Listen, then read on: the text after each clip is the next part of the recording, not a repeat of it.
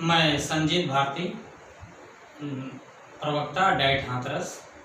बच्चों, आज हम लोग उपसर्ग के विषय में चर्चा करेंगे कि उपसर्ग किसे कहते हैं, उस उपसर्ग की क्या परिभाषा है, उपसर्ग कितने प्रकार के होते हैं और किसी शब्द में उपसर्ग को किस प्रकार हम पहचान करेंगे इत्यादि बिंदुओं पर हम चर्चा करेंगे। तो सबसे चर्चा के अंतर्गत सबसे पहले हम लोग आते हैं उपसर्ग, जिसको इंग्लिश में प्रीफिक्स कहा जाता है। प्री का मतलब होता है पहले उपसर्ग शब्द को ही समझ लेते हैं कि क्या इसका अर्थ होता है। उप का मतलब होता है समीप, अर्थात किसी भी शब्द या धातु के समीप जो शब्दांश लगते हैं वो उपसर्ग कहलाता है। इसको इंग्लिश में प्रीफिक्स कहते हैं। प्री का मतलब भी यहाँ पे पहले होता है। अब उसी चीज को अगर हम संस्कृत में बात करें या चर्चा करें, यहाँ पे संस्कृत में, तो संस्कृत में उपसर्ग को कहा जाता है उप्र सृज्यन्ते धातूनां समीपे क्रियांते इति उपसर्गा, अर्थात जो धातु के समीप प्रयोग किया जाता है वह क्या कहलाता है, उपसर्ग कहलाता है। यह तो संस्कृत की बात हो गई। अगर अब हिंदी में बात करें या सरल शब्दों में बात करें, इसको आप सरल भी कह सकते हैं।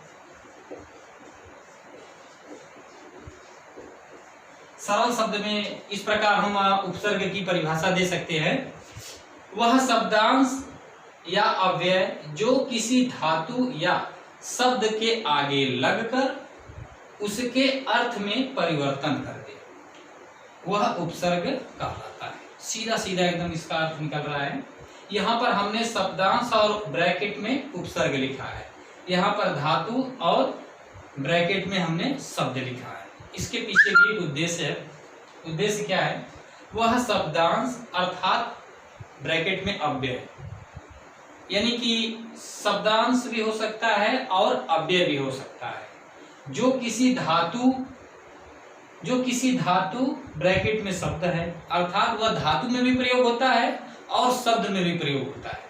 अर्थात उपसर्ग धातु के आगे भी लगता है और शब्द के आगे भी लगता है, के आगे लगकर उसके अर्थ में परिवर्तन कर दे। अर्थात जो पहले वाला अर्थ था उसमें क्या होता है, परिवर्तन हो जाता है, चाहे वह नकारात्मक रूप में अर्थ निकले या सकारात्मक रूप में। एक उदाहरण के द्वारा हम समझते हैं। जैसे यह शब्द है पराजय, तो पराजय में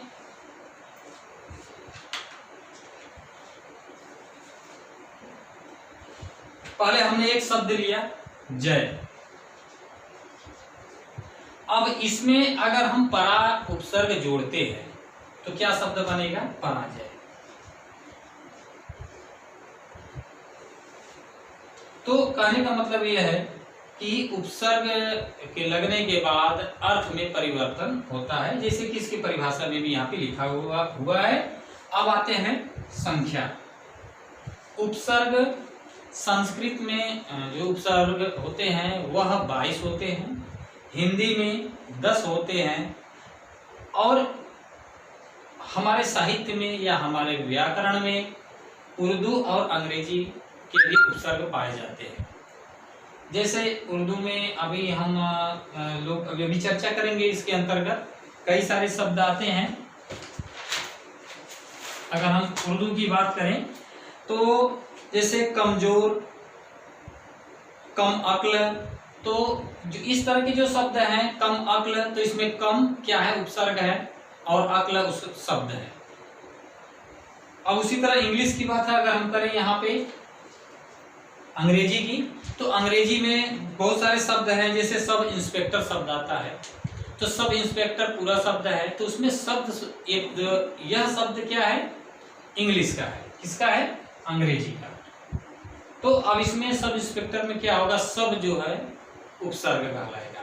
तो कहने का तात्पर्य मोटी मोटा ये है कि उपसर्ग संस्कृत में भी प्रयोग होता है, हिंदी में भी प्रयोग होता है, उर्दू में भी प्रयोग होता है और अंग्रेजी में भी प्रयोग होता है। और संख्या के अगर संख्या से संबंधित प्रश्न पूछता है तो आप इसको हमेशा याद रखिए, मोस्टली आपसे यही पूछा जाएगा। अब तीसरे नंबर पर आता है पहचान करना। पहले नंबर पे क्या था? उपसर्ग की परिभाषा, जो ये है। दूसरे नंबर का जो है प्रश्न पूछा जाएगा आपसे, वह संख्या से संबंधित पूछा जा सकता है कि जैसे उपसर्ग, संस्कृत में उपसर्गों की संख्या कितनी है, तो आपको बताना है 22। हिंदी में अगर पूछे तो आपको बताना है 10। उसी तरह अब तीसरे स्टेप पर आते हैं, किसी भी शब्द में उपसर्ग की पहचान करना। तो पहचान करना सिंपल है, पहले मैंने कुछ शब्दों को लिया है या कुछ उपसर्गों को लिया है, ये शब्द है, ये आपके उपसर्ग है, हमने लिया है और यह बहुत सरल है। इसके बाद अन्य जो और उपसर्ग हैं कठिन वाले, जिसमें समस्याएं वो बच्चों को होती हैं, अर्थात आप लोगों को होती हैं, तो उससे संबंधित अभी हम चर्चा करेंगे। फिलहाल तो हम लोग इस पर थोड़ी एक दृष्टि डालते हैं। संस्कृत में बहुत 22 उपसर्ग हैं, हिंदी में 10 हैं, तो हम यहाँ पर अलग अलग उपसर्गों के बारे में न बता के सम्मिलित रूप से चर्चा करते हैं। पहले आते हैं प्र उपसर्ग, परा उपसर्ग, अप उपसर्ग, वि उपसर्ग, सु उपसर्ग, प्रति उपसर्ग, अ उपसर्ग। यानी कि ऐसे शब्द जिसका प्रारंभ, ऐसे शब्द जिसका प्रारंभ प्र से हो, वह उसमें प्र उपसर्ग पाया जाता है। या ऐसे शब्द जो परा से शुरू होते हैं, वह परा उपसर्ग कहलाते हैं। उदाहरण के रूप में आप देख सकते हैं, जैसे प्रचार, प्रहार, प्रदोष, प्रयोग, प्रकार। अब यहाँ पे एक एक चीज को हम क्लियर करते चले। मान लीजिए यह प्रचार शब्द लिखा है, तो प्रचार में इसके आगे वाला क्या है? यह शब्दांश है, या क्या है? शब्दांश कह सकते हैं या अव्यय कह सकते हैं। तो प्रचार, तो प्रचार शब्द में प्र क्या हो गया? उपसर्ग हो गया। उसी तरह प्रहार में प्र आपका उपसर्ग हो गया। प्रदोष, प्रदोष एक समय होता है, जैसे संध्या कालीन होता है, सूर्यास्त कालीन होता है, मध्य का अर्धरात्रि होता है, इसी तरह प्रदोष एक समय होता है। प्रयोग, प्रयोग शब्द है, प्रयोग में प्र आगे लगा हुआ है, योग यह शब्द है, यह क्या है? शब्द है, और यह क्या है? उपसर्ग है। अब इसी तरह पराक्रम शब्द है, तो पराक्रम में परा क्या हो गया? उपसर्ग हो गया। परामर्श शब्द है, तो ये उपसर्ग हो गया। अब क्या परदेश में भी परा उपसर्ग हो सकता है? तो नहीं होगा, इसलिए हमने इसको क्या किया? गलत का निशान लगा दिया, क्योंकि यहाँ पे पर लिखा है, न कि परा लिखा है, इसलिए यह गलत है और ये गलत का निशान है, इसका परास। इस प्रकार आप देख सकते हैं अप वाले उपसर्ग, अपमान, अप और मान, मान शब्द है, तो पहले मान का मतलब होता है श्रेष्ठ।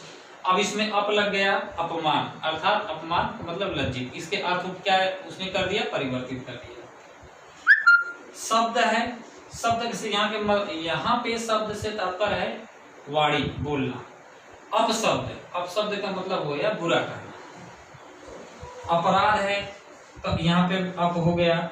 अपयश है, तो अप यहाँ पे उपसर्ग हो गया, यश आपका मूल शब्द है। इसी प्रकार वी उपसर्ग वाले, विकार, कार में वी लग गया तो विकार।